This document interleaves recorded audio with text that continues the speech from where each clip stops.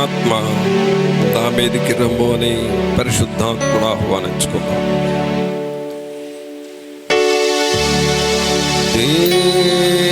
దేవుని జీవాత్మనా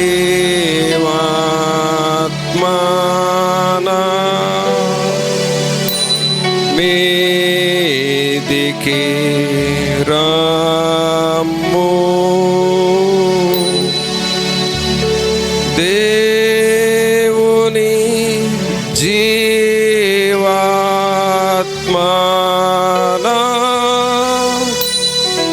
మీదికి రమ్ము. వేరాచు వాంచు మాలాచు నింపు. దేవుని జీవాత్మనా మీదికి రమ్ము. పరిశుద్ధుడైన మా ప్రభువా, మీకు స్తోత్రాలు వందనాలు చెల్లిస్తూ ఉన్నాము. మహోన్నతుడా మా ప్రభు అయిన యేసు, మిమ్మల్ని స్తుతిస్తూ ఉన్నాము. మీ ఆత్మను మేము కలిగి ఉండాలి.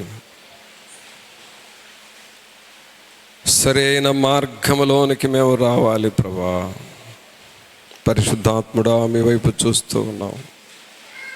మీ సన్నిధి మాతో ఉంచండి. మీ వాక్యము ద్వారా మమ్మల్ని హెచ్చరించి మాతో మాట్లాడమని నజరేయుడైన యేసు నామమున అడిగి వేడుకొంచున్నాం తండ్రి. ఆమేన్. ప్రభునందు ప్రియులారా, మనము ఆధ్యాత్మికముగా బలపడటానికి, ప్రభువులో మనం ఎదగటానికి కొన్ని పనులు మనము చేయాలి.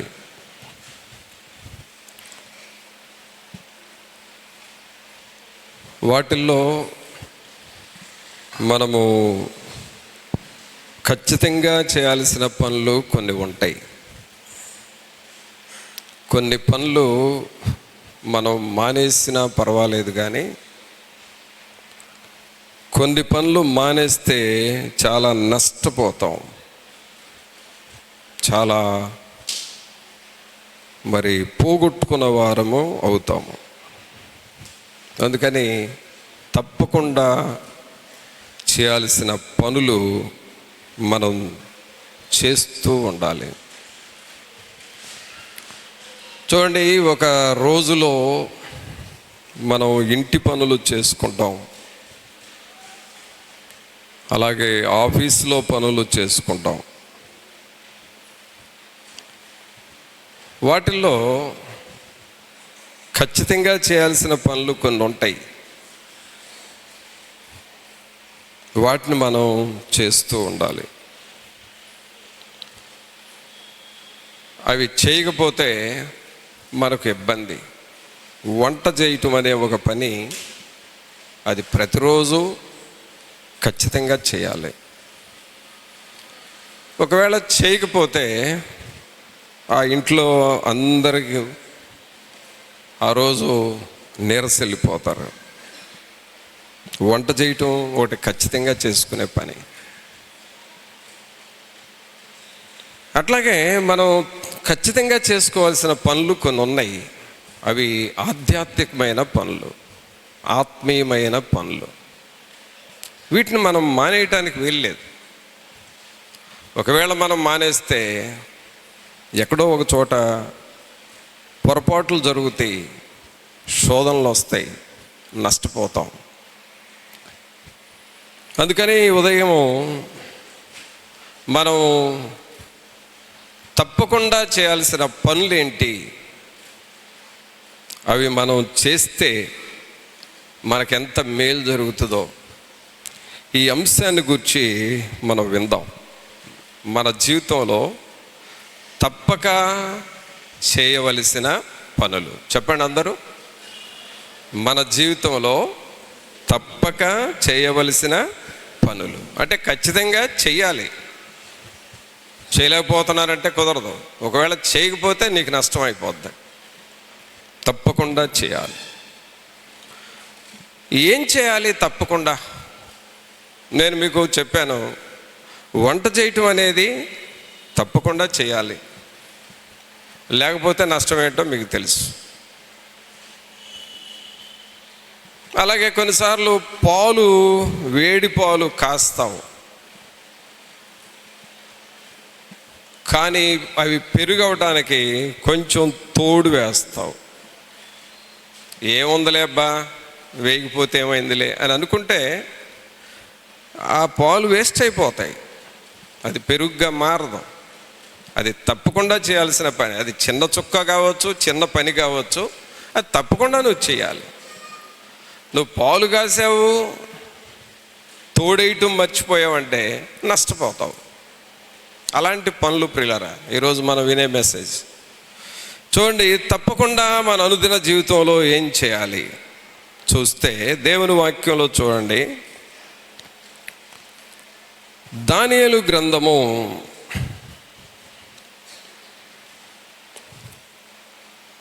6వ అధ్యాయము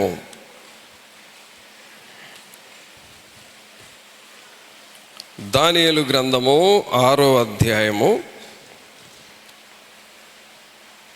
16వ వచనం చదువుదాం. అంతటా రాజు ఆజ్ఞ ఇయ్యగా బంట్రౌతులు దానియేలును పట్టుకొని పోయి సింహముల గుహలో పడద్రోసిరి. పడద్రోయగా రాజు నీవు అనుదినము తప్పక సేవించుచున్న నీ దేవుడే నిన్ను రక్షించునని దానియేలుతో చెప్పెను. ప్రియులారా గమనించండి, ఈ వచనంలో ఒక మర్మము ఉన్నది, ఒక రహస్యం ఉంది. అదేమిటంటే, ఈ వచనం రాసే టైంలో దానియేలు ఒక శోధనలో పడ్డాడు. ఆయనకు ఒక శోధన వచ్చింది. అదేంటి శోధన అంటే, ఆయన తీసుకువెళ్ళి సింహబోన్లో వేశారు. అదొక శోధన. అయితే సహజంగా ఆ శోధనలో ఉన్నప్పుడు దానియేలు ఏం చేశాడంటే ప్రార్థన చేశాడు. ఏం చేశాడండి? శోధనలో ప్రార్థన చేశాడు. ఎక్కడ చేశాడు? సింహపు బోనులో ఉండి ప్రార్థన చేశాడు. ఇలా చూడండి, యోనానేమో సముద్రము అగాధములో ఉండి ప్రార్థన చేశాడు. కొంతమంది పౌలు, పేతురు ఇలాంటి వాళ్ళేమో చెరసాలలో ఉండి ప్రార్థన చేశారు. దానియేలు లాంటి వాళ్ళు సింహపు బోనులో ఉండి ప్రార్థన చేశారు. అయితే ఈ సింహపు బోనులో ఉన్నప్పుడే ప్రార్థన చేశాడా, శోధనలో ఉన్నప్పుడే ప్రార్థన చేశాడా అంటే, అంతకు ముందు కూడా ప్రార్థన చేశాడు. అంటే శోధన రాకముందు, ఆయనకు శోధన వస్తుందని తెలిసి కానీ తెలియక కానీ శోధనకు ముందు కూడా దానియేలు ప్రార్థన చేస్తా వచ్చాడు. ఇప్పుడు నేను ఒక ప్రశ్న అడుగుతున్నాను మిమ్మల్ని. సింహపు బోనులో ఉన్నప్పుడు దానియేలు ప్రార్థన చేశాడు కదా, దేవుడు ఆయన్ని రక్షించాడు. సింహపు బోనులో వేయక ముందు కూడా దానియేలు ప్రార్థన చేశాడు. కానీ నేను అడిగే ప్రశ్న ఏంటంటే, ఒకవేళ అంతకుముందు ఆయనకు ప్రార్థన చేసే అలవాటు లేదు అనుకుందాం. అర్థమవుతుందా? సింహబోనులో వేయకముందు దానియేలుకి ప్రార్థన చేసే అలవాటు లేదు, ప్రార్థన చేసేవాడు కాదు అనుకుందాం. సడన్గా సింహబోనులో వేశాడు, అక్కడ ప్రభువా రక్షించు అని ప్రార్థన చేస్తే ఆ ప్రార్థన విని దేవుడు ఆయన్ని ఏం చేసి ఉండేవాడు అనంటే, బహుశా ఆ సింహాలు ఆయన్ని తినేసి ఉండేవి, ఆయన్ని కొరికేసి ఉండేవి. ఆ దానియేలుని సింహాలు మాంసాన్ని చీల్చుకొని రక్తాన్ని త్రాగేసి ఉండేవి. ఎందుకంటే ఆయనకు ప్రార్థన చేసే అలవాటు లేకపోతే సడన్గా సింహాల బోన్లో పడితే అప్పటికప్పుడు అయ్యా రక్షించు అయ్యా రక్షించు అని ప్రార్థన చేసిన ఆయన పాపిగా ఉండేవాడు, పాపముతో ఉండేవాడు. కాబట్టి ప్రార్థన చేయని ప్రతి వ్యక్తి పాపంతో ఉంటాడండి. ప్రార్థన నువ్వు చేయట్లేదంటే పాపము నీలో ఉందని అర్థం. ఆ పాపిగానే సింహబోన్లో పడి ఉంటే ఆయన ప్రార్థన చేసిన సింహాలు ఆయన్ని చంపేసి ఉండేవి. కానీ ఆయన అక్కడ రక్షించబడ్డాడు. కారణం ఏంటి అనంటే, ఆయన తప్పక ప్రార్థన చేసే అలవాటు ఆయనలో ఉన్నది. ఏ అలవాటు ఉందండి? ఒకసారి చప్పట్లు కొడతా చెప్పండి. ఏ అలవాటు ఉంది? ఏ అలవాటు ఉంది? ఎప్పుడెప్పుడు ప్రార్థన చేసే అలవాటు ఉంది? ఎప్పుడెప్పుడు ప్రార్థన చేసే అలవాటు ఉంది? శోధనలో ఉన్నప్పుడు ప్రార్థన చేయటమే కాదు, శోధన రాకముందు కూడా అనుదినము తప్పక ప్రార్థన చేస్తూ వచ్చాడు. నేనంటాను, ఒకవేళ ఈయనకి ప్రార్థన చేసే అలవాటు లేకపోతే సింహాలు ఆయన్ని తినేసి ఉండేవి. ఇప్పుడు ఆయన రక్షించబడ్డాడు, బ్రతికాడు అనంటే ఆయన రోజు తప్పకుండా చేసుకునే ప్రార్థన కారణం. కావున ప్రభునందు పిల్లరా, మన జీవితంలో తప్పకుండా చేయాల్సిన పనిలో ఒకటేమిటంటే ప్రార్థన. తప్పదిక నీకు ప్రార్థన చేయటం తప్పదు. చెప్పండి, ప్రక్కన వాళ్ళకి చెప్పండి, అందరు ప్రక్కన వాళ్ళకి చెప్పండి, ప్రక్కన వాళ్ళకి చెప్పండి అంటే అందరు నా వైపు చూస్తున్నారు. ప్రక్కన వాళ్ళకి చెప్పండి అంటున్నా, ప్రార్థన చేయటం తప్పదు అని చెప్పండి. తప్పదు. తప్పకుండా ప్రార్థన చేయాలని చెప్పండి. తప్పకుండా ప్రార్థన చేయాల్సిందే, అంతే. అర్థమైందా? పాలు కాసి తోడు వేయకపోతే పాలు ఎలా వేస్ట్ అవుతున్నాయో, అలాగే ఒక ఫైల్ మీద అంతా ప్రింట్ చేసి దానికి సంబంధించిన ఆఫీసర్ సంతకం చేయకపోతే అది చెల్లదు. తప్పకుండా సంతకం చేయాలి దాని మీద. ఇవి తప్పకుండా ఎలాగో చేస్తూ ఉన్నామో ప్రియులరా, మన జీవితంలో కూడా ప్రతిరోజు, ప్రతి దినము, ప్రతి వారము, ప్రతి నెల, ప్రతి సంవత్సరము మనం తప్పక చేయాల్సింది ఏమిటి అనంటే ప్రార్థనను చేసుకోవాలి.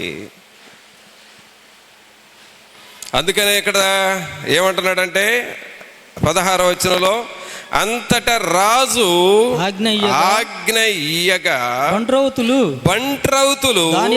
దానియేలును పట్టుకొని పోయి సింహముల గుహలో పడద్రోయగా రాజు నీవు అనుదినము తప్పక సేవించుచున్న నీ దేవుడే నిన్ను రక్షించునని దానియేలుతో చెప్పాను. అంటే రాజుకు కూడా తెలిసిందండి ఏంటి అనంటే అనుదినము నువ్వు ప్రార్థన చేస్తున్నావు కదా, ప్రతిరోజు తప్పకుండా ప్రార్థన చేస్తున్నావు కదా, ఆ దేవుడే నిన్ను రక్షిస్తాడు. అంటే రాజుకుండా గ్రహింపు ఏంటంటే, రోజు ప్రార్థన చేసుకుంటున్నావు కాబట్టి దేవుడు నీకు తప్పకుండా సహాయం చేస్తాడు.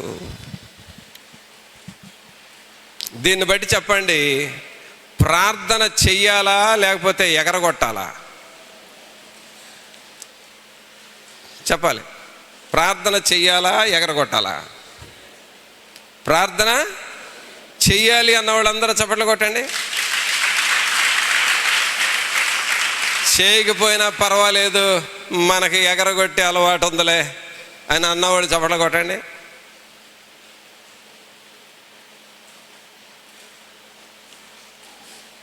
మొన్న శుక్రవారం 24 గంటల ప్రార్థన జరిగింది. మీలో ఎంతమంది ఎగరగొట్టిన బ్యాచ్లు ఉన్నారో నాకు తెలియదు.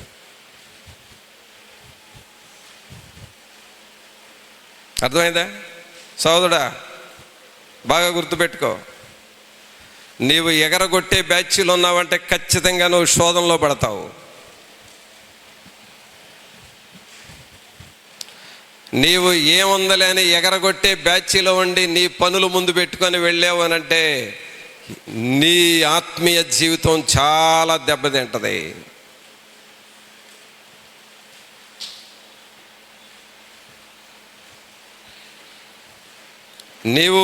నేను చేయాల్సిన పనుల్లో ఒక పని ఏమిటంటే, తప్పకుండా అనుదినము దేవునికి ప్రార్థన చేయాలి. ఒకవేళ ఎగరగొట్టి తిరుగుతున్నావంటే నీకు ఇప్పుడు తెలీదు, దానియేలును సింహబోన్లో వేసినట్లు దేవుడు నిన్ను కూడా ఎక్కడో ఒక చోట వేస్తాడు. అప్పుడు తెలుస్తుంది నీకు ఆ బాధ.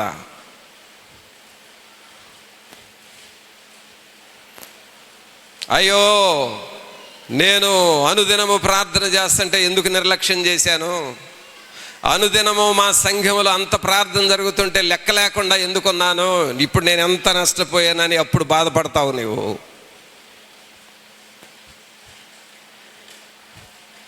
కావున సహోదరుడా, సహోదరి, ఈ దినము నేను నేర్చుకుంటుంది ఏమిటంటే, తప్పకుండా చేయాల్సిన పనులు కొన్ని ఉన్నాయి. ఖచ్చితంగా చేయాలి. నువ్వు ఎగరగొడటానికి లేదిక, మానేయటానికి లేదు, వదిలేయటానికి లేదిక.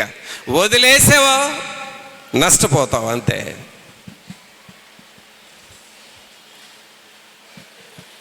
అందువలన ఇక్కడ దానియేలు తప్పకుండా ప్రార్థన చేశాడు. అందువలననే సింహాల నోటిలో పడి కూడా రక్షించబడ్డాడు.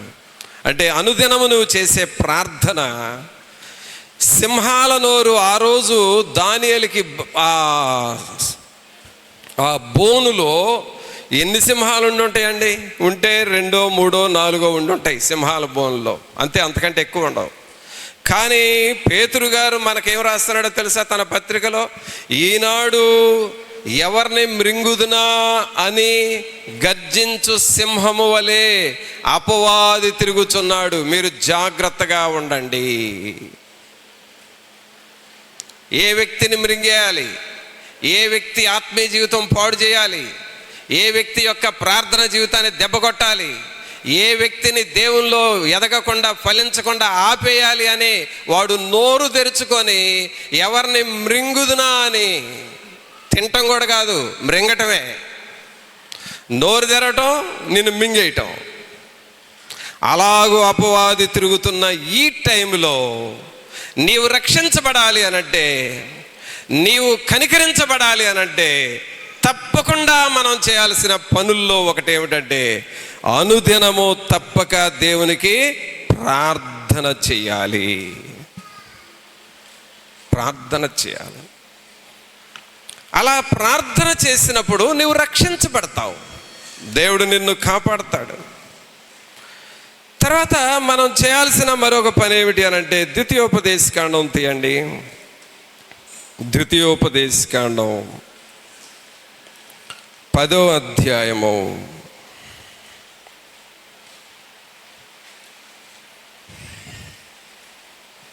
10వ అధ్యాయము 12వ వచనం చదవండి.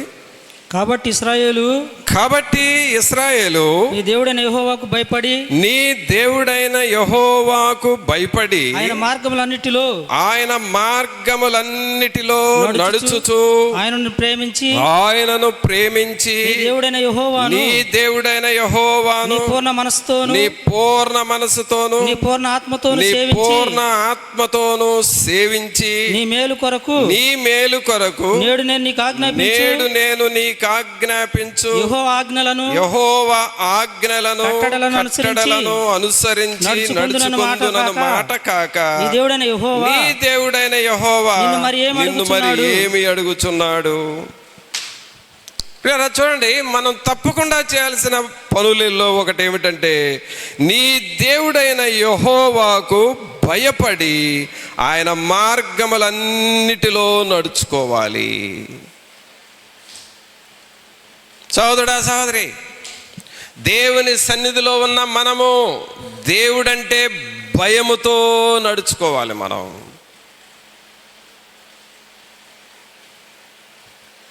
దేవుని మాట అంటే భయపడాలి. దేవుని వాక్యానికి వ్యతిరేకంగా ఏమైనా చెయ్యాలని అనిపిస్తే భయపడాలి. నువ్వు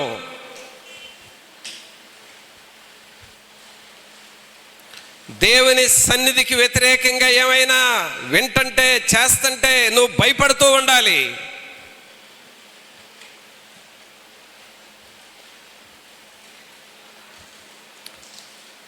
నీ జీవితంలో గొప్ప ఆశీర్వాదం ఎప్పుడు చూస్తావంటే నీవు దేవునికి భయపడుతూ ఉండాలి. నా జీవితంలో నేను నేర్చుకున్నదే, నా చిన్న వయసు నుండి, చిన్న బాల్యకాలము నుండి దేవునికి భయపడుతూ దేవుని యందు భయభక్తులతో ఎదుగుతూ వచ్చాను. నేను ఎన్ని శోధనలు వచ్చినా సరే దేవుని భయమునే ముందు పెట్టుకొని నడిచాను. నేను జారిపోయే అవకాశాలు చాలా వచ్చినాయి. నేను కూడా దేవుణ్ణి వదిలిపెట్టి లోకంలో పడిపోయే పరిస్థితులు నాకు ఎన్నో ఎదురైనాయి. నేను కూడా ఈ వాక్యం ప్రకటించకుండా లోకంలో కుర్రోళ్ళలాగా కలిసిపోయే పరిస్థితులు నాకు ఎన్నో తటస్థించినాయి. ఆ ప్రార్థనలు ఎగరగొట్టి, దేవుని పని ఎగరగొట్టి లోకంలో పడిపోయే పరిస్థితులు నాకు ఎన్నో వందల సంఖ్యలో ఎదురైనాయి. కానీ దేవునికి భయపడి, దేవుని యందు భయభక్తులు కలిగి, దేవునికి లోబడి మిగిలిన అన్ని ప్రక్కగా నెట్టుకుంటూ వెళ్ళిపోయాను. నీవు తప్పకుండా చేయాల్సిన పని ఏమిటంటే దేవునికి భయపడుతూ ఉండాలి. నాకేం పర్వాలేదు అని లెక్కలేనితనంగా ఉండకూడదు. ఒకవేళ లెక్కలేనితనంగా ఉన్నావంటే ఖచ్చితంగా నువ్వు నష్టపోతావు. నువ్వు ఏ స్థితిలో ఉన్నా సరే, ఏ స్థాయిలో ఉన్నా సరే, ఏ వయసులో ఉన్నా సరే, నీవు దేవునికి భయపడే వ్యక్తివిగా ఉండాలి. ఊజు దేశంలో యోబు దేవునికి భయపడ్డాడు. ఊరు అను పట్టణంలో దేవునికి భయపడ్డాడు. ఐగుప్తు దేశంలో యోసేపు దేవునికి భయపడ్డాడు.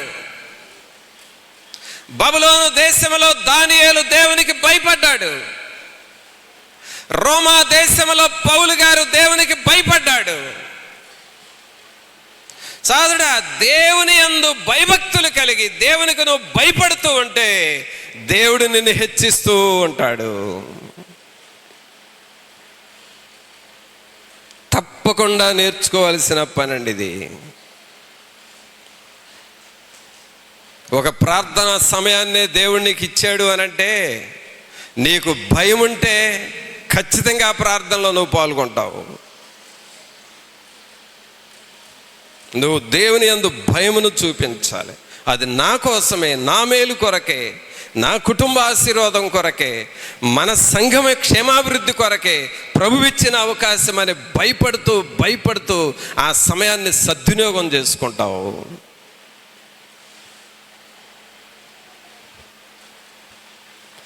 దేవునికి భయపడాలి. తప్పకుండా దేవునికి భయపడుతూ మనం జీవించాలి.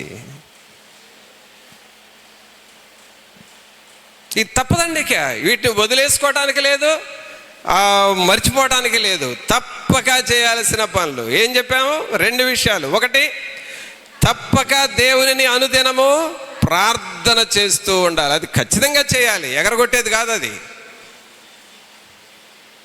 అలాగే దేవునికి తప్పక అనుదినము భయపడుతూ బ్రతకాలి. పాపము చేసే పరిస్థితులు వస్తాయి, దేవుని భయము నీకు ఉండాలి.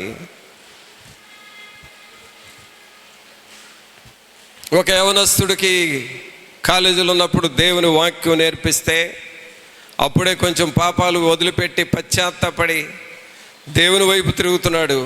మారు మనసు పొందలేదు కానీ మారు మనసు పొందే స్థాయికి వచ్చాడు.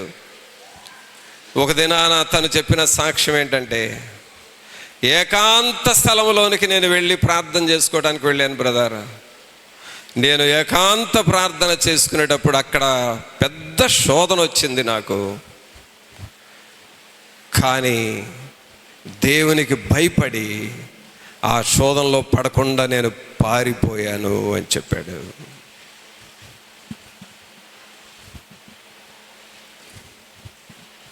దేవునికి భయపడితే అబద్ధాలు చెప్పలేవు నువ్వు. దేవునికి భయపడితే చాడీలు చెప్పలేవు నువ్వు. దేవునికి భయపడ్డ వ్యక్తివైతే పాపం నుండి దూరంగా పారిపోతావు నువ్వు. దేవునికి భయపడే వ్యక్తివైతే లంచాలు తీసుకోవు, లంచాలు ఇవ్వవు. నీవు దేవునికి భయపడే వ్యక్తివైతే రాజకీయాలకి నీ డబ్బులు వాడవు. నీవు దేవునికి భయపడే వ్యక్తివైతే నీవు ఇతరుల జీవితాన్ని పాడు చేయవు. నీవు దేవునికి భయపడే వ్యక్తివైతే ఇతరుల కుటుంబాలకు చిచ్చు పెట్టవు. నీ అనుదిన జీవితంలో దేవుని భయము నీలో ఉండాలి. నీ అనుదిన జీవితంలో దేవుని యందు భయభక్తులు నీలో ఉండాలి. ఇది తప్పక నీవు నేర్చుకోవలసిన విషయం. ఇది యు మస్ట్ డూ. నువ్వు తప్పకుండా చేయాలి ఈ పని.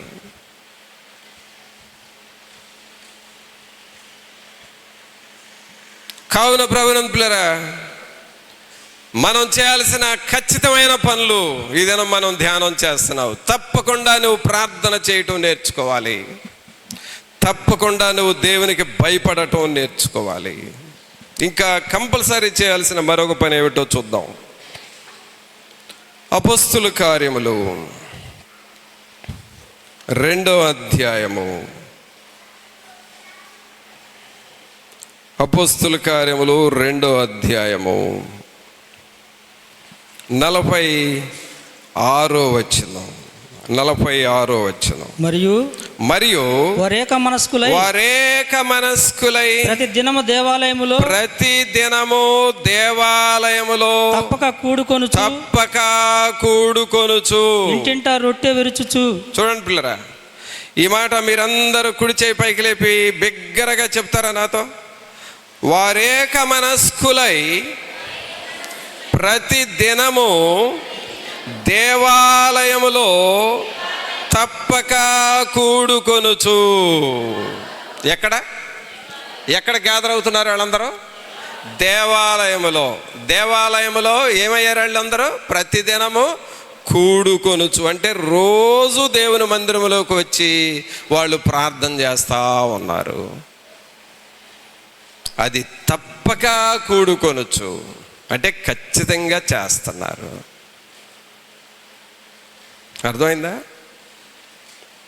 అర్థమవుతుందా?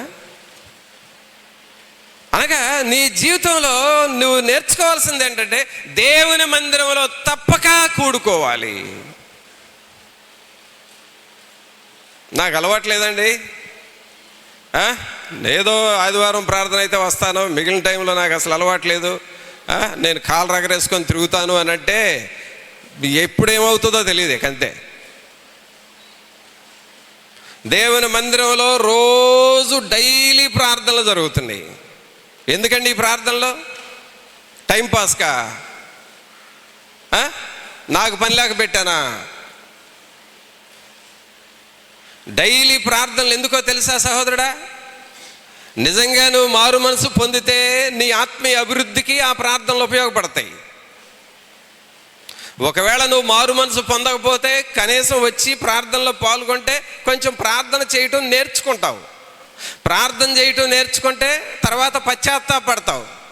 కొంచెం పశ్చాత్తాపడటం నేర్చుకుంటే పాపాలు ఒప్పుకోవటం స్టార్ట్ అయ్యిద్ది. పాపాలు ఒప్పుకోవటం స్టార్ట్ అయితే రక్షణ పొందుతావు. రక్షణ పొందటం స్టార్ట్ అయితే బాప్తిసం తీసుకొని మారు మనసులోకి వస్తావు. మారు మనసు పొందితే దేవుని బిడ్డగా మారుతావు. ఒకవేళ దేవుని బిడ్డగా నువ్వు మారుంటే ప్రభువులో బలపడుతూ ఉంటావు. అందుకు ఈ ప్రార్థనలో అనుదినము. నీకేమో లెక్క లేకుండా పోయినాయి ఇట్లాంటి. నీ ఆత్మను బాగు చేయడానికని దేవుడు ఒక పద్ధతి పెడితే ఆ విధానంలోకి నువ్వు లోబడకుండా లెక్క లేకుండా ఉంటున్నావు.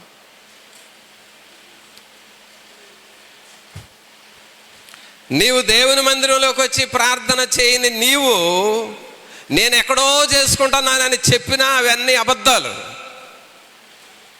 నువ్వు ఊరిక ఏదో పళ్ళ బిగుతో మనుషులకి అబద్ధాలు చెబుతున్నావు. నేను రాకపోయినా నేను చేసుకుంటున్నానులే అని. అక్కడ ఏమనుందండి? వారు ఏక మనస్కులై.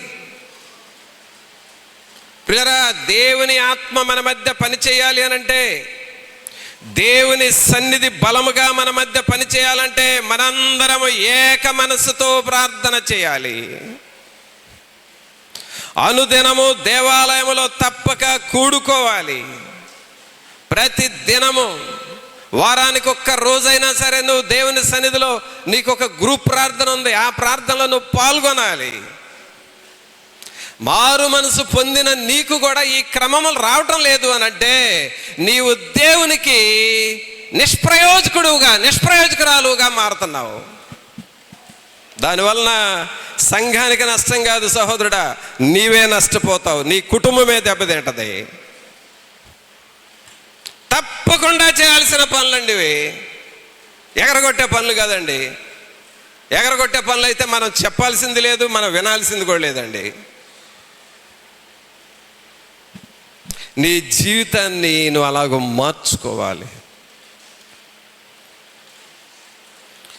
నీ జీవితములో గమ్యంబు ఏదో ఒకసారి యోచించవా.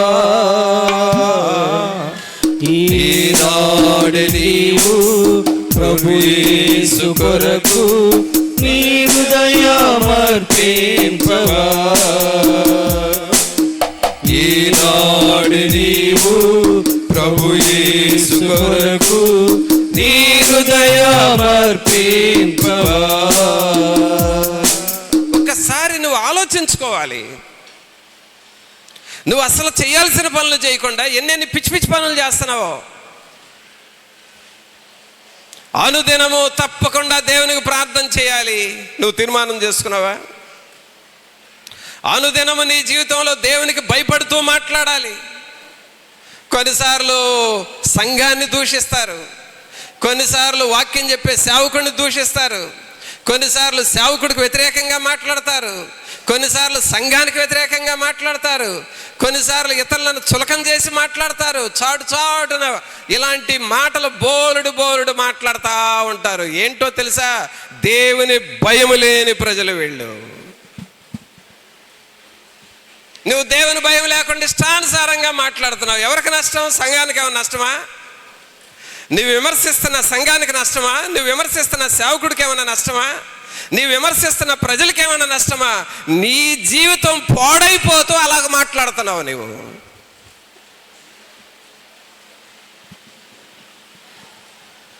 ప్రియరా, మనల్ని మనం దిద్దుకోవాలి. అనుదినము దేవుని భయము కలిగి జీవించాలి.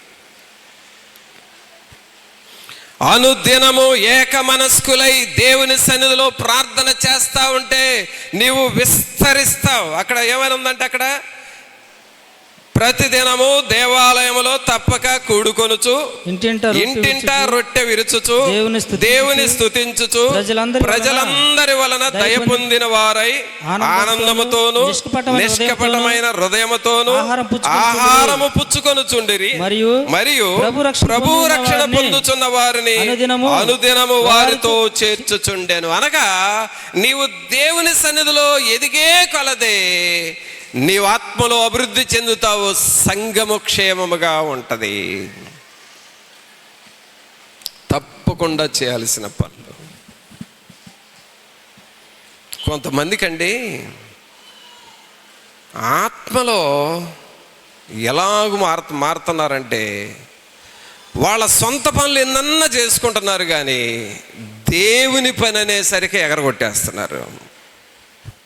దేవుని పరిచర్య చేయటం అంటే ఇష్టం ఉండదు, మందిరంలో పనులు చేయటం అంటే ఇష్టం ఉండదు, సేవకు వెళ్ళాలి అని అంటే ఇష్టం ఉండదు, దేవుని పని ఏదన్నా డ్యూటీ వేస్తే చేయటానికి ఇష్టం ఉండదు. అది దేనిని చూపిస్తుందో తెలుసా? ఆత్మలో నువ్వు జారి అడుగంటిపోయావనే దానికి గుర్తుంది. దానివల్ల ఏంటో తెలుసా? నీకు తెలియకుండానే నువ్వు ఆత్మీయంగా జారిపోయావు.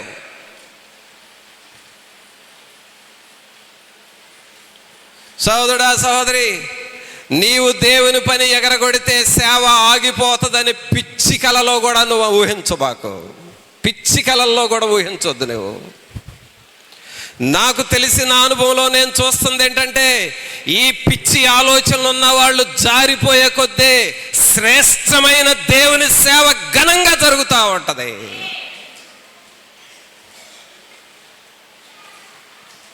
నేను వెళ్ళను, ఎవరు వెళ్తారో చూద్దాం, నేను చెప్పను, ఎవరు చెప్తారో చూద్దాం. నీ పిచ్చి ఆలోచనలు అయ్యి.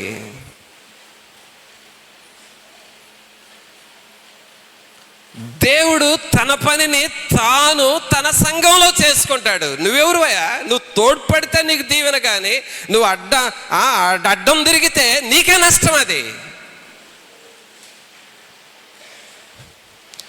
సాతానుడు పెట్టే ఆలోచనలు, దేవుని పరిచర్యకు ఆటంకం పరిచే ఆలోచనలు ఇవి. అందుకనే దేవుడు అంటున్నాడు, తప్పక మీరు దేవుని మందిరంలో చేరి ప్రార్థన చేయండి. దేవుని మందిరంలో చేరి ప్రార్థన చేయండి. మీరు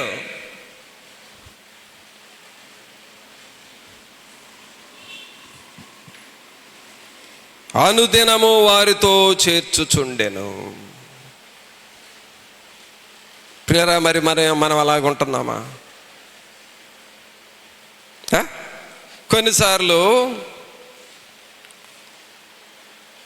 సేవలో సహాయపడే వారికి ప్రార్థన చేద్దామని చెబుతాను. నీవు ఆ మీటింగ్లోకి వచ్చి కూర్చుంటున్నావు అసలు అంటే అర్థం ఏంటో తెలుసా? నీకు ఏది శ్రేష్టమైందో తెలియక ఒక శ్రేష్టమైన అవకాశాన్ని పోగొట్టుకుంటున్నావు. దేవుని వాక్యం ఏముందో చూడండి. తప్పకుండా చేయాల్సిన పనులు కదా మనం చూస్తుంది. హెబ్రీలకు రాసిన పత్రిక తీయండి. హెబ్రీలకు రాసిన పత్రిక 10వ అధ్యాయము.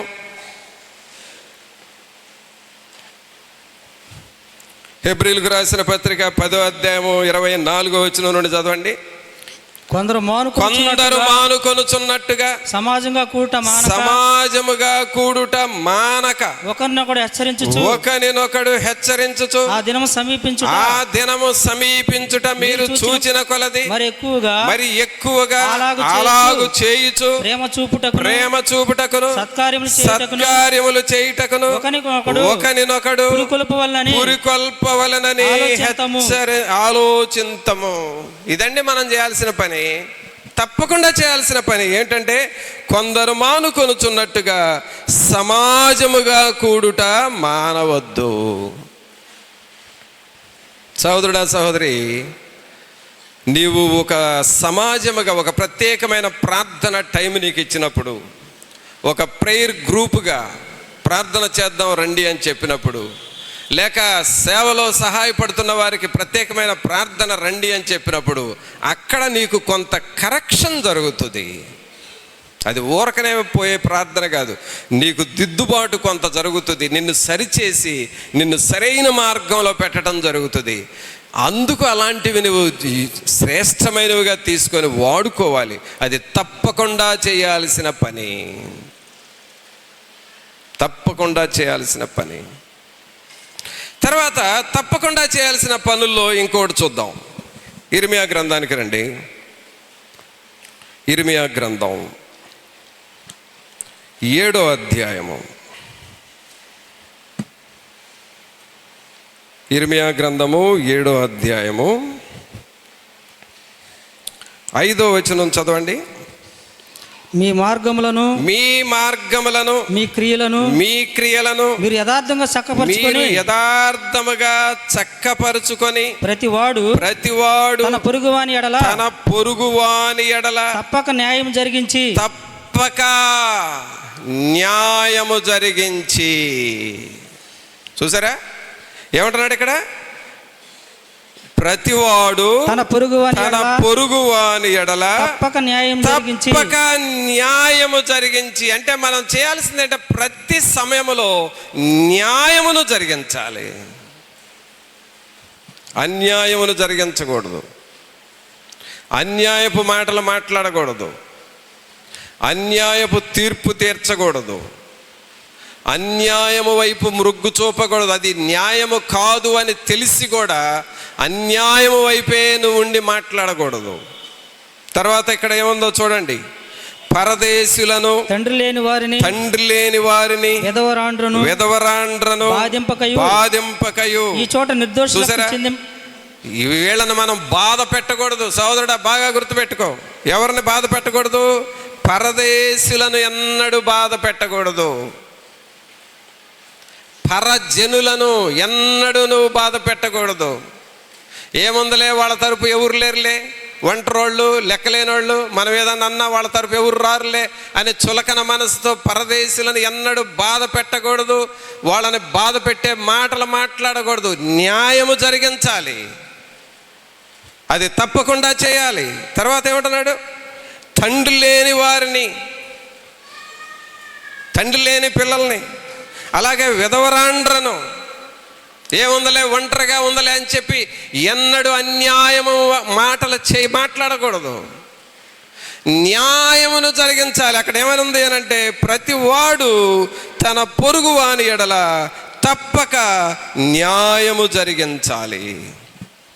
అది ఖచ్చితంగా చేయాల్సిన పని ప్రియులరా. మరి నువ్వు అలాగూ చేస్తున్నావా? న్యాయం మాట్లాడుతున్నావా? న్యాయము వైపుగా నువ్వు నిలబడుతున్నావా, లేక అన్యాయం వైపుగా నిలబడుతున్నావా? అన్యాయమైనది ఏదో తెలిసి కూడా అన్యాయానికే సపోర్ట్ ఇస్తున్నావా? అది తప్పు అని తెలిసి కూడా తప్పుకే నువ్వు సపోర్ట్ ఇస్తావా? అందుకనే వాక్యంలో చెబుతూ ఉంది, ప్రతివాడు తన పొరుగువాని ఎడల తప్పక న్యాయము జరిగించాలి. ఏం జరిగించాలండి? మనం ఏం జరిగించాలి చెప్పండి? అందరూ మీ కుడి చేయి పైకి లేపి అందరూ బిగ్గరగా చెప్పండి. ఏం జరిగించాలి? తప్పకుండా చేయాల్సిన పని ఏంటి? న్యాయము జరిగించాలి. తల్లిదండ్రులైనా సరే వాళ్ళ పిల్లలకి న్యాయం చేయాలి. అలాగే ఒక అధికారిగా ఉంటే నీ దగ్గరుండే సబార్డినేట్స్ అందరికీ న్యాయం చేయాలి. అలాగే నీతో పనిచేసే వారందరికీ నువ్వు న్యాయము చేయాలి. అన్యాయము పక్షముగా మనం మాట్లాడకూడదు, అన్యాయం పక్షముగా మనం నిలబడకూడదు. ఈ న్యాయము అన్యాయం అనే దానిలో ప్రియులరా, చాలాసార్లు ఎక్కువగా జరిగే పొరపాట్లు ఎక్కడ ఉంటాయంటే, అధికారులు లేక పెద్దవాళ్ళు అన్యాయం చేస్తారు, తప్పుడు పనులు చేస్తారు. వాళ్ళని కాదనలేక వాళ్ళే తప్పుడు నిర్ణయాలు తీసుకుంటే వాటికి సపోర్ట్ ఇస్తూ ఉంటారు.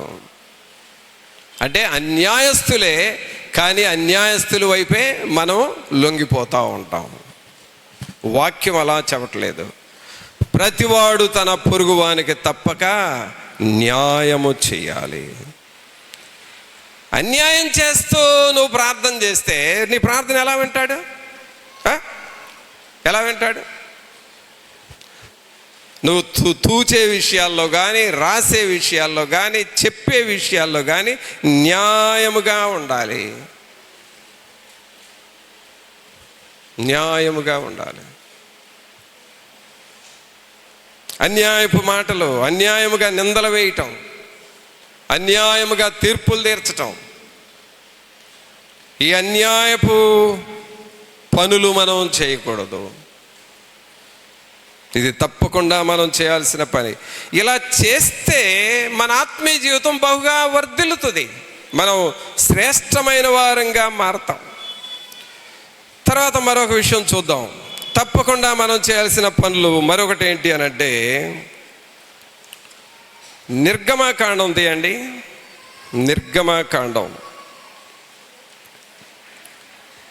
23వ అధ్యాయము. నిర్గమకాండము 23వ అధ్యాయము 24వ వచనం చదవండి. వారి దేవతలను సాగిల పడకూడదు. నిర్గమకాండము 23:24. వారి దేవతలకు సాగిల పడకూడదు. వాటిని పూజింపకూడదు. వారి క్రియల వంటి క్రియలు చేయక వారిని తప్పక నిర్మూలము చేసి. చూసారా ఆ మాట ఏముందో? వారిని తప్పక నిర్మూలము చేసి అంటే వాళ్ళని ఖచ్చితంగా తీసేయాలంట. ఎవరిని? వారి దేవతలకు సాగిలపడకూడదు, వాటిని పూజింపకూడదు, వారి క్రియల వంటి క్రియలు చేయక వారిని తప్పక నిర్మూలము చేసి వారి విగ్రహములను బొత్తిగా పగలగొట్టవలెను. పిల్లరా చూడండి, మన హృదయాలలోనంట విగ్రహాలు ఉంటాయి. విగ్రహాలు మన హృదయాలలో కానరాని విగ్రహాలు ఉంటాయి. మనం దేవుని సన్నిధిలోకి వచ్చి పాటలు పాడతాం అయితే బాగానే పాడతామండి. నిన్నే ప్రేమింతును, నిన్నే ప్రేమింతును, నిన్నే ప్రేమింతును, నేవేను తిరుగా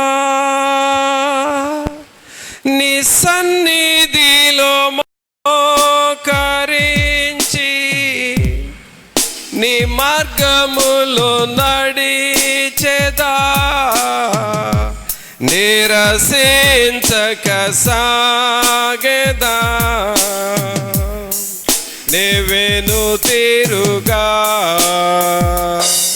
నీ సన్నిధిలో మోకరించి నీ మార్గములో నడిచెదా, నిరసించక సాగెదా, నేవేను తిరుగా, నేవేను తిరుగా. ఈ పాట పాడిన వాళ్ళందరూ చప్పట్లు కొట్టండి. దేవుని సన్నిధిలో ఏమని పాడుతున్నావు? నిన్నే ప్రేమిస్తానయ్యా, నిన్నే వెతుకుతానయ్యా, నీ సన్నిధిలోనే ఉంటానయ్యా. కానీ చూడండి, ఏంటిది? ఇదేంటి? స్తుతి ఆరాధన గీతముల పుస్తకం. ఇప్పుడు నేను ఒక విగ్రహానికి గుర్తుగా పోల్చి చెబుతున్నాను. ఒక చిన్న బొమ్మ ఏమి లేదు, ఉంటే చూపించేవండి. అలాంటి విగ్రహారాధన బొమ్మలు ఎక్కడ లేనందుకు దేవునికి స్తోత్రం. సరే, ఈ పుస్తకమే ఒక విగ్రహారాధన బొమ్మ అనుకో. అంటే సెల్లలో నాకు నచ్చినవి అన్నీ రాత్రులు ఎవరు చూడకుండా నా గదిలో పడుకొని, లేక పడుకున్నట్లుగా పడుకొని ఆ సెల్లో నాకు నచ్చినవి అన్నీ రోజు చూసుకునే అలవాటు ఉంది నాకు. అది నాలో ఉన్న విగ్రహం. ఓకేనా?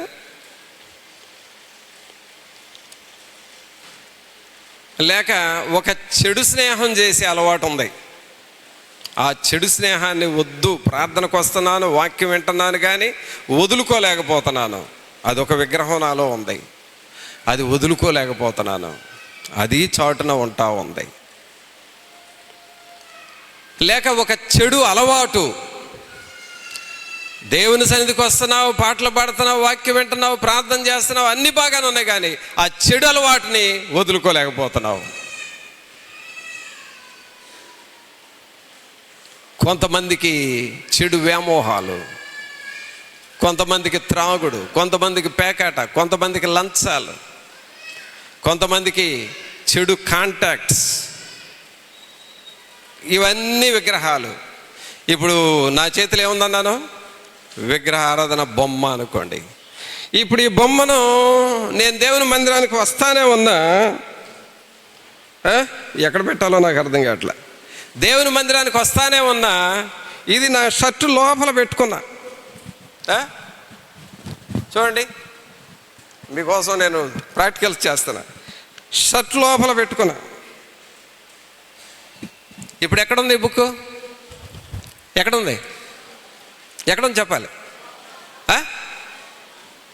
లోపల ఏముంది? ఏముంది షర్ట్ లోపల? విగ్రహం. బుక్ అని చెప్పాకండి, ఏముంది లోపల?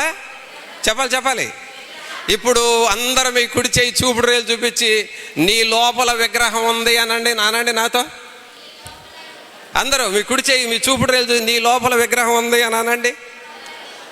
ఉందా? కనపడుతుందా? ఏమండి, కనపడుతుందా మీకు?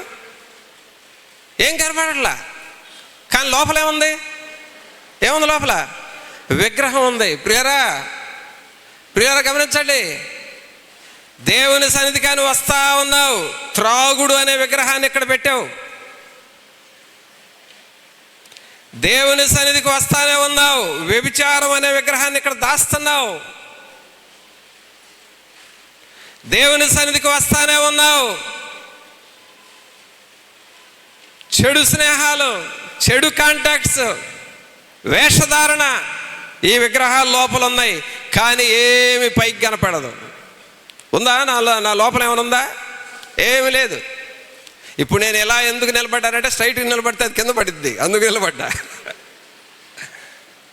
అది అలాగే నిలబడిపోయింది. అంటే ఇవి లోపల పెట్టుకొని నేను మందిరానికి వస్తూ ఉంటా. తగాదాలే, కొట్లాట్లే, పోలీస్ కేసులు, వ్యవహారాలు వస్తే అసలు నాకంటే ఎక్కువ ప్రార్థన ఎవరు చేయరు, నాకంటే ఎక్కువ పోట్లాడేవాళ్ళు కూడా లేరు. దేవుని సన్నిధికి వస్తే నా అంత పాటలు పాడేవాడు లేడు, నా అంత పోట్లాడేవాడు లేడు. కానీ ఇది లోపలే ఉంటుంది. దేవుని సన్నిధికి వచ్చి నిన్నే ప్రేమింతును ప్రభువా, నిన్నే అది పడింది, నిన్నే ప్రేమింతును అని పాడతాం. ఇప్పుడు దేవుడు అంటున్నాడు, ఎంతకాలం లోపల పెట్టుకొని ఆ విగ్రహాలు దాస్తావయ్యా? ఆ చెడు స్నేహాలు, ఆ చెడు అలవాట్లు, ఆ పిచ్చి ఫోన్లు, అమ్మాయిలతో కాంటాక్ట్స్, అమ్మాయిలతో చాటింగు, ఈ తలనొప్పులు, ఆ లంచాలు, వ్యభిచారాలు, జోదాలు, త్రాగుడు, ఈ విగ్రహాలతో ఎంతకాలం బ్రతికి నా నామాన్ని పాడు చేస్తావయ్యా? నీ లోపలున్న విగ్రహాన్ని తీసిపారేయ్. నీ లోపలున్న విగ్రహాన్ని తీసిపారేయ్, తప్పక నిర్మూలము చెయ్యి. నేను నీ లోపలికి వస్తాను. ఆమేన్. చప్పట్లు కొట్టండి త్వరగా. ఎవరు వస్తారు? ఇప్పుడు దాకా ఎక్కడుంది ఈ విగ్రహం? ఈ విగ్రహం అంటే ఏందో తెలుసా? వారవలేనితనం, కుళ్ళిపోతానం, ముచ్చుకోపం, చాడీలు చెప్పటం, పోట్లాటం కూడా ఎట్లా అనుకుంటున్నారు? నువ్వే ఈ చెయ్యికి నొప్పి పుట్టిన తర్వాత నువ్వే ఇవన్నీ ఇక్కడ బగ్గుమంటా ఉంటాయి విగ్రహాలు. ఇవన్నీ ఇంత కల్మషముతో ఇన్ని విగ్రహాలతో నా ప్రజలు దేవుని మందిరానికి వస్తున్నారు, వాళ్ళని ఇప్పుడు ఏమంటున్నాడు? ఆ చదువయా ఇప్పుడు ఏమంటున్నాడు? వారి దేవతలకు సాగిలు పడకూడదు, అవసరమైన పాయింట్ వాటిని పూజింపకూడదు, వారి విగ్రహములను బొత్తిగా వారి క్రియల వంటి క్రియలు చేయక వారిని తప్పక నిర్మూలము చేసి ఏం చేయాలి? తప్పకుండా వాటిని నువ్వు నిర్మూలం చేయాలి. ప్రియులారా గమనించండి, మీకు ఒక విషయం పరిశుద్ధాత్ముడు ఇప్పుడే నాకు జ్ఞాపకం చేశాడు కాబట్టి చెబుతున్నాను, బాగా గుర్తుపెట్టుకోండి. లోక సంబంధమైన ఈ వ్యామోహాలు, పాపపు వ్యామోహాలు కానరాకుండా హృదయాల్లో పెట్టుకొని భక్తి చేస్తున్నావు, ప్రార్థన చేస్తున్నావు, వాక్యం వింటున్నావు, పాటలు పాడుతున్నావు, కానీ విగ్రహాలు లోపల అలాగే దాగున్నాయి. వాటి వలన ఏమవుతుందో తెలుసా? నీ ఆరోగ్యం కూడా దెబ్బతింటది. అది ఒక కొరుకుడు పుండు లాంటిది. ఆయాసం పెట్టుకున్నావు, బాధ పెట్టుకున్నావు, కుళ్ళుబోత్తనం పెట్టుకున్నావు, పగ ద్వేషం పెట్టుకున్నావు, లంచాలు పెట్టుకున్నావు, పరస్త్రీని పెట్టుకున్నావు, పరపురుషుని పెట్టుకున్నావు, వ్యభిచార మనసు పెట్టుకున్నావు, రాజకీయాల డబ్బు తీసుకున్నావు, ఓట్లు డబ్బు తీసుకున్నావు, తెలియనట్టుగా ఉండి బల్లారాధనలో పాల్గొంటున్నావు. అది నీ కడుపులో ఉన్న గడ్డలతో సమానం.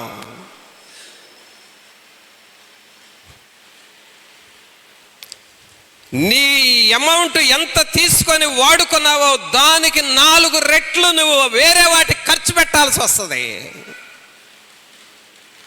విగ్రహాలు నీ లోపల ఉన్నాయి, వాటిని తీసి పారేయి. తప్పక చేయాలి. ఇది వదిలేసే పని కాదు. చచ్చిన శవం, ఆ చచ్చిన మనిషి నీకు ప్రేమే. అలా అని మంచాన పెట్టుకొని రోజు ఇంట్లో పెట్టుకోలేవు, తీసి పారేయాలి ఆ వ్యక్తిని. చచ్చిన శవాన్ని నువ్వు ఇంట్లో పెట్టుకొని బ్రతకలేవు, నువ్వు అది పారేయాలి నువ్వు. అదే పరిశుద్ధాత్మ దేవుడు ఇర్మియాతో అంటున్నాడు, ఆ విగ్రహాలను తీసి నిర్మూలము చేయండి. మరి ఇప్పుడు విగ్రహాలు తీసేయగానే లోపల ఖాళీ అవుతుంది తెలుసా? లోపల ఖాళీ అవుతుంది. ఆ ఖాళీలోకి ఎవరు రావాలో తెలుసా? ఇదిగో ఇక్కడ చూడండి, మన పుస్తకం మీద మందసం అనేది ఉంది. ఏముందండి? మందసం. ఆ దేవుని మందసము నీ హృదయంలోనికి రావాలి. ఆమేన్. చప్పట్లు కొట్టండి అందరూ ఒకసారి. ఇప్పుడు మన లోపలికి ఎవరు రావాలి? మన లోపలికి ఎవరు రావాలి? 2 చేతులు పైకి లేపి, ఓ మందసమా నా హృదయంలోనికి రావాలి అని చెప్పు. ఎవరు రావాలి లోపలికి? మందసం లోపలికి రావాలంటే ముందు ఏం కావాలి? లోపల ఉన్న విగ్రహాలని తీసి పారేయాలి. పిల్లరా, ఇది చేద్దామా వద్దా? చెప్పండి, చెప్పాలి. ఈ పని ఇప్పుడు నాలో కొన్ని విగ్రహాలు ఉన్నాయి. ఆ విగ్రహాలు ఏముండయో నాకు అర్థమవుతుంది. వాక్యం ఏంటంటే ఇప్పుడు ఇది తీసి పడేయాలి. తీసేద్దామా వద్దా? చెప్పాలి, మీరే చెప్పాలి. తీసేయాల్సింది మీరే, నేను కాదు. తీసేద్దామా వద్దా చెప్పాలి. దాని మీద ప్రేమ ఉన్నట్టుంది మీకు అసలు. అందుకనే తీ తీ తీ అంటున్నారు. అంటే తీ అంటే నాకేం అర్థం అవుతుంది తెలుసో? తీ తీ అంటే తీపి అని అర్థం. అది వాటిని తీసి పారేయాలి. తీసి పారేస్తేనే దేవుని మందసం మన లోపలికి వస్తుంది. తీసి పారేస్తేనే పరిశుద్ధాత్ముడు నీలోనికి వస్తాడు.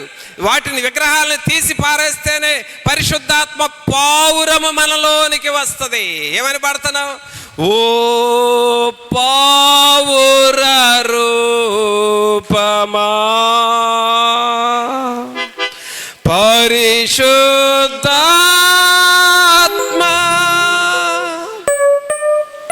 మాపై దిగి రావా,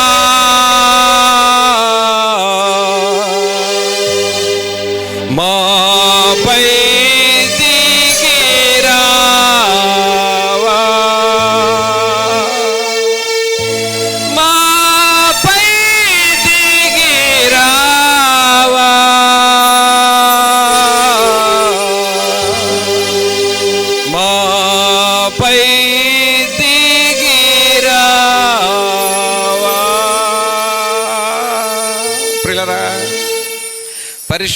పరిశుద్ధాత్మ పావురం మనలోనికి రావాలని కోరుకుంటున్నాం, ఇష్టపడుతున్నాం. కానీ దానికి ముందుగా మన హృదయాలలో ఉన్న విగ్రహాలను తీసివేయాలి. సహోదరుడా, సహోదరి, ఎన్ని సంవత్సరాల నుండి లోక ప్రేమ అనే విగ్రహాలు నీలో ఉన్నాయో వాటిని తీసేయాలి. వాటిని తీసేద్దామా వద్దా అని ప్రశ్నిస్తే వాక్యం చెబుతుంది వాటిని తప్పక తీసివేయాలి. ఆమేన్. ఏం చేయాలండి? వాటిని ఏం చేయాలి చెప్పండి? అందరూ చెప్పండి, తప్పక తీసివేయాలి. ఆమేన్. అందరూ చెప్పాలి, తప్పక తీసివేయాలి. అవి దాచుకునే కాదయ్యో, అవి దాచుకునే కాదమ్మో, అవి తప్పక తీసేసేయాలి. ఒకవేళ తీసేయకపోతే అవి అలాగే ఉంటుంది. అవి నీలో లోపల లోపల రప్చర్ అవుతూ ఉంటాయి. అంటే కురుకుడు పుండులాగా ఎగబ్రాగుతూ ఉంటాయి. నీకే నష్టం అది. కావున ప్రభునందు పిల్లరా, దేవుని వాక్యం మాట్లాడుతూ ఉంది. మనం ఈరోజు నేర్చుకుంటున్న అంశం ఏంటంటే తప్పక చేయాల్సిన పనులు. ఒకటి, ప్రార్థన చేయాలి. తప్పక ఏం చేయాలి?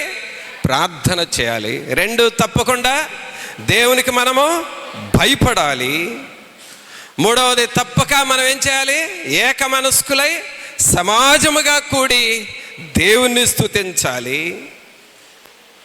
నాలుగవది ఏం చేయాలని విన్నాం? తప్పక న్యాయము జరిగించాలి. ఏం జరిగించాలి? తప్పక న్యాయము జరిగించాలి. ఐదవది మనం చేయాల్సింది మరొకటి ఏం చేయమన్నాం?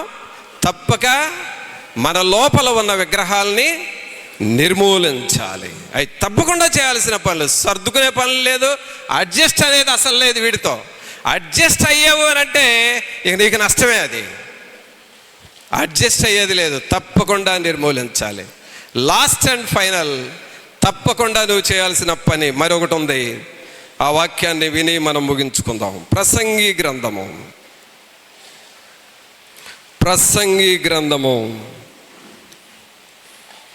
5వ అధ్యాయము. ప్రసంగి గ్రంథము 5వ అధ్యాయము 4వ వచనం చదువుదాం. 4. నీవు దేవునికి మొక్కుబడి చేసుకుని నీవు దేవునికి మొక్కుబడి చేసుకొనిన ఎడల దానిని చెల్లించుటకు ఆలస్యము చేయకము. బుద్ధిహీనుల యందు ఆయనకి ఇష్టము లేదు. నీవు మొక్కుకొనిన దానిని చెల్లించుము. నీవు మొక్కుకొని చెల్లింపకుండుట కంటే మొక్కుకొనకుండుటయే మేలు. పిల్లరా, తప్పకుండా చేయాల్సిన మరొక పని ఏమిటంటే నీవు దేవునితో ఏదైనా ఎలాగో చేస్తాను అని నువ్వు మొక్కుబడి చేసుకుంటే నీ శోధనలో కానీ నీ బాధల్లో కానీ ఏదైనా ఇబ్బంది వచ్చినప్పుడు కానీ లేక నీ పనులు దేవుడు దీవించాలనుకునే సమయంలో కానీ లేక నీకు జాబు రావాలని కోరుకున్న సమయాల్లో కానీ లేక నువ్వు బలహీనురాలు అయిన సమయంలో కానీ లేక నీకు పిల్లలు పుట్టనప్పుడు వారు పుడితే ఎలాగో చేస్తానని అనుకున్న సమయాలు కానీ ఈ శోధన పోతే నేను ఎలాగో చేస్తాను అనుకున్న సమయాలు కానీ ఈ మందిరం కొరకు నేను ఎలాగో చెయ్యాలి అనుకున్న సమయాలు కానీ లేక నీ శోధనలో ఉన్నప్పుడు నేను నా పిల్లల్ని దేవునికి సేవకిస్తానని పిల్లల్ని మొక్కుకున్నా కానీ ఏమని చదువుతున్నావు? నీవు దేవునికి మొక్కుబడి చేసుకొనిన ఎడలా దానిని చెల్లించుటకు ఆలస్యము చేయకము. బుద్ధిహీనుల యందు ఆయనకిష్టము లేదు. నీవు మొక్కుకొనిన దానిని చెల్లించుము. నీవు మొక్కుకొని చెల్లింపకుండుట కంటే మొక్కుకొనకుండుటయే మేలు. సహోదరుడా, సహోదరి, రోజు నేను బైబిల్ చదువుతాను అనేది ఒక మొక్కుబడి. సంవత్సరానికి ఒకసారి బైబిల్ పూర్తి చేస్తాను అనేది ఒక మొక్కుబడి. దేవుని మందిరం కొరకు నేను ఎలాగో చేయాలి అనుకున్నాను, అది ఒక మొక్కుబడి. నీవు శోధనలో ఉన్నప్పుడు నేను దేవుని కొరకు ఇలా చేయాలి అని అనుకున్నావు, అది ఒక మొక్కుబడి. ప్రభా ఈ ఆపద తొలగించు, నీకోసం ఇలా చేస్తాను అని అనుకున్నావే, అదొక మొక్కుబడి. నువ్వు ఆలోచన చేసేవే, అదే నీ మొక్కుబడి. నీవు అనుకొని దానిని తప్పక చెల్లించాలి. చాలాసార్లు ఇవి అనుకొని చెల్లించనందువలన క్రొత్త శోధనలో పడతాము, క్రొత్త నష్టాలు చూస్తాం. కారణం ఏంటో తెలుసా? మనం అనుకున్న దానిలో ఏదో చేయలేదని అర్థం. తప్పక చేయాల్సిన పనులు ప్రియులరా, ఇక వీటిల్లో రాజీ పడదాం అనేది లేదు, వీటితో అడ్జస్ట్ అవుదాం అనేది కూడా లేదు. తప్పకుండా చేయాల్సిన పనులు ఇవి ఎప్పుడైతే నువ్వు చేస్తావో అప్పుడే దేవుని గొప్ప కార్యాలు మనం చూస్తాం. మరి అలాగ నువ్వు సిద్ధపడుతున్నావా? ఇది నువ్వు ఏమేమి నేర్చుకున్నావు చెప్పండి. తప్పక ప్రార్థన చేయాలి, తర్వాత తప్పకుండా దేవునికి భయపడాలి, తర్వాత తప్పకుండా సమాజముగా కూడి ఏకమనస్కులై దేవుణ్ణి ప్రార్థన చేయాలి, తర్వాత తప్పకుండా మనము న్యాయము జరిగించాలి, తర్వాతది తప్పకుండా మనలో హృదయాల్లో ఉన్న విగ్రహాలని తీసివేయాలి. రాజీ పడేది లేదే, తీసేయాలంటే తీసేయాలి అంతే. అలాగే తప్పకుండా మనం చేయాల్సింది దేవునికి నువ్వు ఏదైనా మొక్కుబడి చేసుకొని దాన్ని తప్పకుండా చెల్లించాలి. దానిలో ఇక రాజీ అనేది లేదు. ఇవన్నీ మనం చేసినప్పుడు దానియేలులాగా నీ ఆత్మీయ జీవితం వర్ధిల్లుతుంది, అబ్రహాములాగా నీ ఆత్మీయ జీవితం వర్ధిల్లుతుంది, మోషేలాగా మన ఆత్మీయ జీవితంలో ముందుకు సాగిపోతూ ఉంటాము. ఇవి తప్పకుండా చేయాల్సిన పనులు. ఈ తప్పకుండా చేయాల్సిన పనులు కానీ మనం చెయ్యకుండా అలాగే భక్తి చేస్తే అవి మనకు స్పీడ్ బ్రేకర్ లాగా మన ప్రయాణాన్ని ఆపుతూ ఉంటాయి అవి. అందుకనే సహోదరుడా సహోదరి, వాక్యం విన్న తర్వాత నిన్ను నువ్వు పరిశీలన చేసుకొని తప్పకుండా ఏమి చేయాలో మనం విన్నాం, వాటిని చేయడానికి మనం సిద్ధపడదాం. ప్రార్థన చేసుకుందాం. ఒక్క నిమిషం మన హృదయాల్లో మనం పరీక్షించుకుందాం. అందరము మోకరించి పరిశుద్ధాత్మ దేవుడు మనతో ఉండి మనల్ని బలపరచాలి అని, ప్రభువా దేవుని వాక్యముతో మమ్మలను నింపండి. మేము తప్పక చేయాల్సిన పనులు. దానియేలు అనుదినము ప్రార్థన చేశాడు నాయన. అప్పటికప్పుడే ప్రార్థన చేసి ఉంటే ఆ శోధనలో నుండి ఆయనకు విడుదల వచ్చేది కాదు కదా. అనుదినము మేము తప్పక ప్రార్థన చేయాలి, అనుదినము మీ సన్నిధిలో మొరపెట్టాలి. ప్రభువా దేవా, మమ్మల్ని మేము లోతుగా పరీక్ష చేసుకోవాలి. పరిశుద్ధాత్ముడా, మీ సన్నిధిని, మీ ఆత్మ సహాయమును మాకు ఇవ్వండి. మమ్మల్ని మేము పరీక్షించుకొని మీ కొరకు జీవించే వారిగా చేయండి ప్రభువా అని మన హృదయాలు మనం పరీక్ష చేసుకుందాం.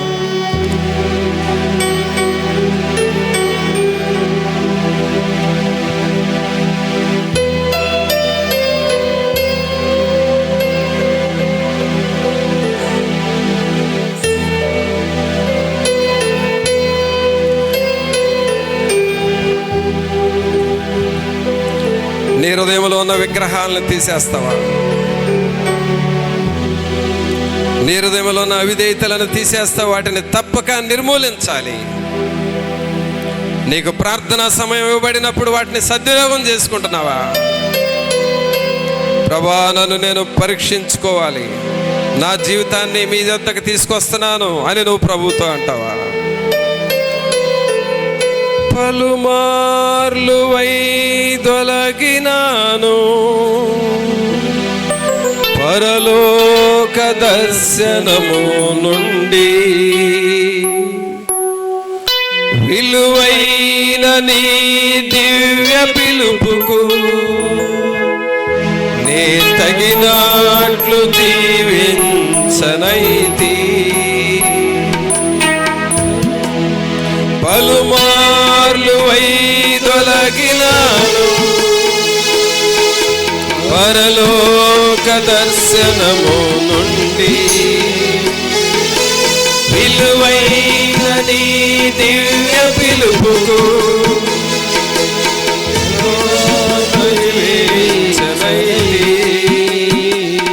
అయినా నీ